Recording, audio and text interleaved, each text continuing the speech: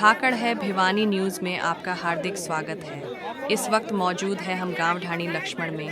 समिति और प्रशासन की बातचीत के बाद कमेटी ने धरना समाप्त करने की घोषणा की और अंतिम संस्कार करने का निर्णय लिया, जिस पर ग्रामीण व पूरी जनता भी नाराज हो गई और जनता में रोष व्याप्त हो गया। जनता ने कमेटी पर आप भी लगाए। मनीषा के पिताजी संजय का एक वीडियो वायरल हुआ, जिस पर उसने कमेटी पर दबाव देकर समझौते का आरोप लगाया। संजय की इस वीडियो के बाद लोगों में गुस्सा और बढ़ गया और सब लोग ढाणी लक्ष्मण की ओर कुछ करने लगे। देखते ही देखते ढाणी लक्ष्मण में हजारों की संख्या में लोग पहुंच गए और दिघावा से ढाणी लक्ष्मण तक रोड पर जाम लगा दिया। जगह जगह पेड़ काटकर डाल दिए गए।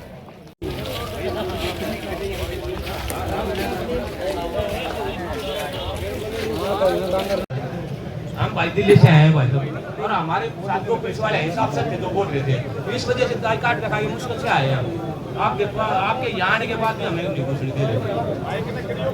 तो मैं कहूँ भाई सीबीआई की जांच करो, इनसे कुछ ना हो, इसमें छवि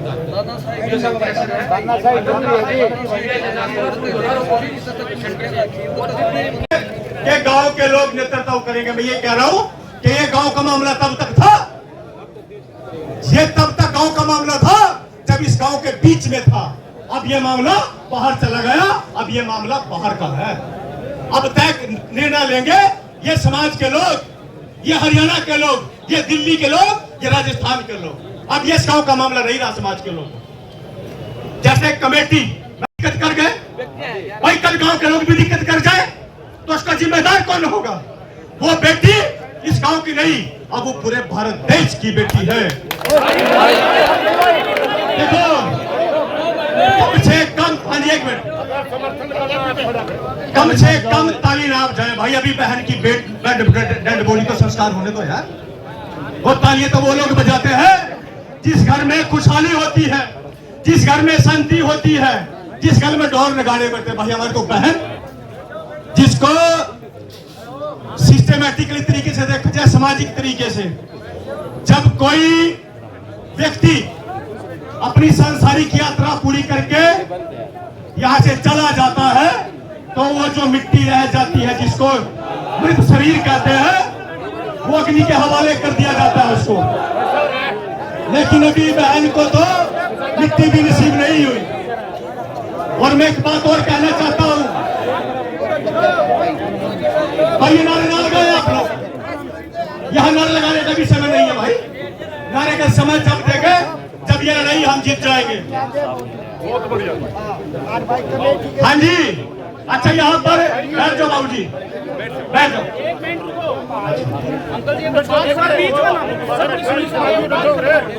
हाँ जी, मैं कुछ बात कहना चाहता हूँ, सुनने के लिए तैयार है?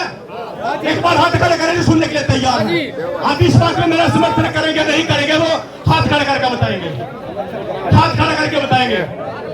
अच्छा देखिए, यहाँ पर हम लोग इकट्ठा हुए हैं, हम अपनी बात रख रहे हैं। बाबूजी एक मिनट, बाबूजी एक मिनट, बस एक मिनट। यहाँ पर अपनी बात रख रहे हैं, किसके साथ रख रहे हैं? ना तो यहाँ सरकार का नुमाइंदा है कोई, ना यहाँ एसपी है, ना कोई डीजीपी है, ना डीसी है, तो किसके साथ रखे? बैठ जाए। इसका मतलब ये है कि सरकार नहीं चाहती कि इस बहन को न्याय मिले। लेकिन मैं कहना चाहता हूँ कि हम भीम आर्मी के लोग हैं, भीम आर्मी का नाम आंदोलन से है। एक मनीषा बहन जो कि हाथरस में जिसका रेप करके उसको मार दिया गया था, अब वो हाथरस का मामला अब हरियाणा में आ गया है। एक वो मनीषा बहन थी, अब यही मनीषा अब हरियाणा दोहराने जा रहा है। मैं कहना चाहता हूं, जैसे प्रधान जी कह रहे थे मुख्यमंत्री नायब सिंह सैनी, मैं ये कह रहा हूं उसके नाम के पीछे से सैनी हटा दो भाई। एक जाति को बदनाम नहीं करना चाहते हम लोग। वो सिर्फ नायब सिंह हो सकता है, वो निकम्मा हो सकता है, लेकिन एक कोई भी बिरादरी निकम्मी नहीं हो सकती। और मैं तो ये भी कह रहा हूं, और पूरे होश आवाज से करें, मेरा सुझाव है कमेटी से, जो यहाँ के सम्मानित साथी बुद्धिजीवी लोग हैं, ये मेरा सुझाव है कि हमने मान लिया भाई तुम्हारे पल्ले कुछ नहीं है, हमने मान लिया पुलिस के पल्ले कुछ नहीं है, तुम दोषियों को सजा नहीं देना चाहते, तुम उनको गिरफ्तार करना नहीं चाहते। मैं ये कह रहा हूं तुम उनको छोड़ दो भाई, तुम हमें गिरफ्तार कर लो, तुम हमें गिरफ्तार कर लो ना। यदि तुमसे दोषी गिरफ्तार नहीं हो रहे हैं भाई, हमें गिरफ्तार करो, हम जेल भरने के लिए तैयार। क्या सहमत है आप लोग? सहमत है भाई कि नपुंसकता तभी तो नजर आएगी। दोषी तो सरेआम पता नहीं कहां इसी के रूम में बैठे होंगे जिन्होंने इस बहन के साथ जिंदगी की। हमें पिछली बात नहीं दोहराऊंगा, सबको पता है। जैसे प्रधान जी ने कहा कि गला काटना तरह सारा काम थोड़ी ना होता है।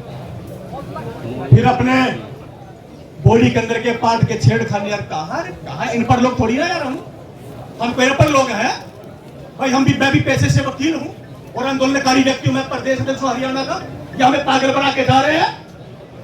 ये भाजपा की सरकार इस पब्लिक को हमने तुमको सीएम बना दिया, तुम हमें पागल बना रहे हो। यही नाम है इस जनता का भाई। तुमको तो हमने जैसे प्रधान जी ने बताया कि मुखिया बना दिया। मुखिया का अधिकार होता है और मुखिया का फर्ज होता है कि परिवार की बेटी की सुरक्षा उसके हाथ में होती है। वो पूरा हरियाणा वो हमारा मुखिया है, हमारे घर के मुखिया है।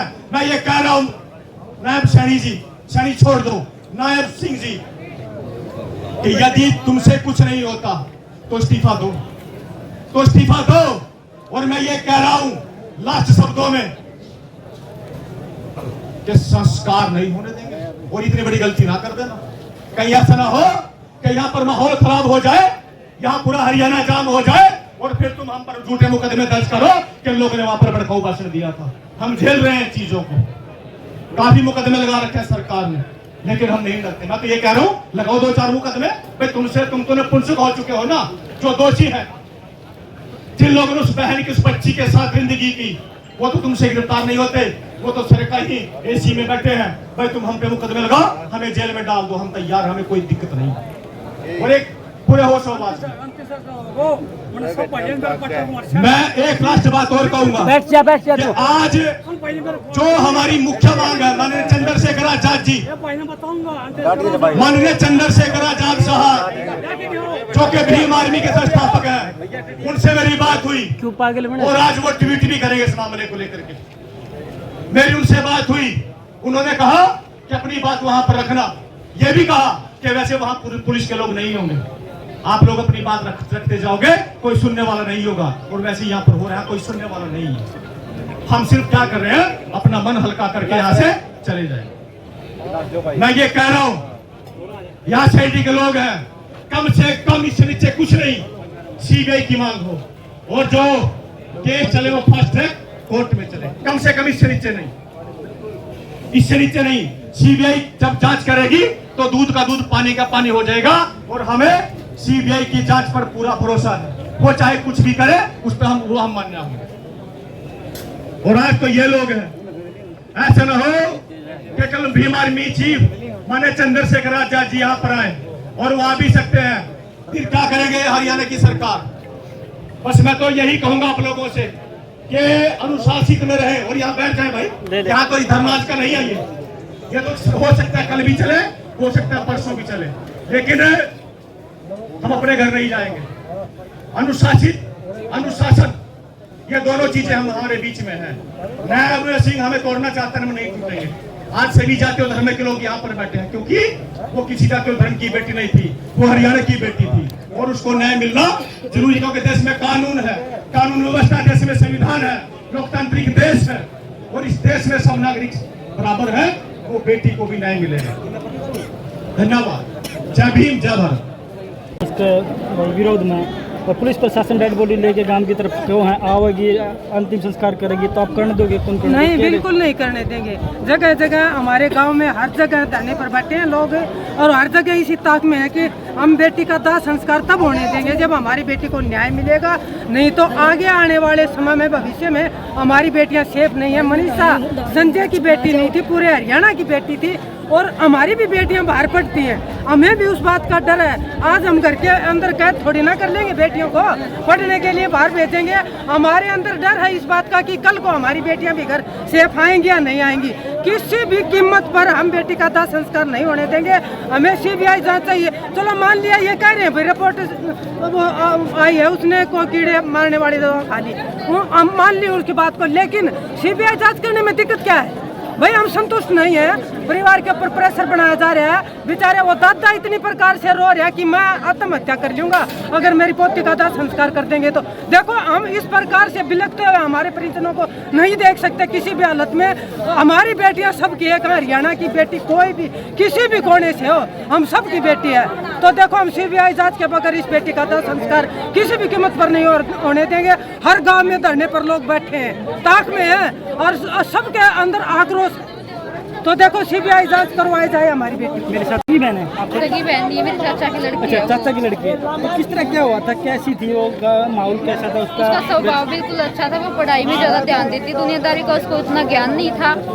वो कॉलेज में गई थी एडमिशन के लिए, उसके बाद हमें पता नहीं क्या हुआ क्या नहीं हुआ। प्रशासन से हमें मदद चाहिए थी, वो उन्होंने की नहीं, पुलिस ने हमारी कोई मदद नहीं। अब प्रशासन बोल रहा है पहले पोस्टमार्टम रिपोर्ट 2 टाइप से निकाल दी कि गला काटा गया उसका, उसकी फूड पाइप निकाल दी कि यूट्रस निकाल लिया गया, ऐसे किडनी। अब जो रोहतक में रिपोर्ट हुई उसमें बोल रहा कि किडनी भी निकाल ली गई। अब ऐसे बोल रहे हैं कि कीटनाशक पी ली और कुत्तों ने खा ली। कुत्ते कभी भी कीटनाशक पी हुई दवाई वो कुत्ते नहीं खाते, पास भी नहीं जाते उसके।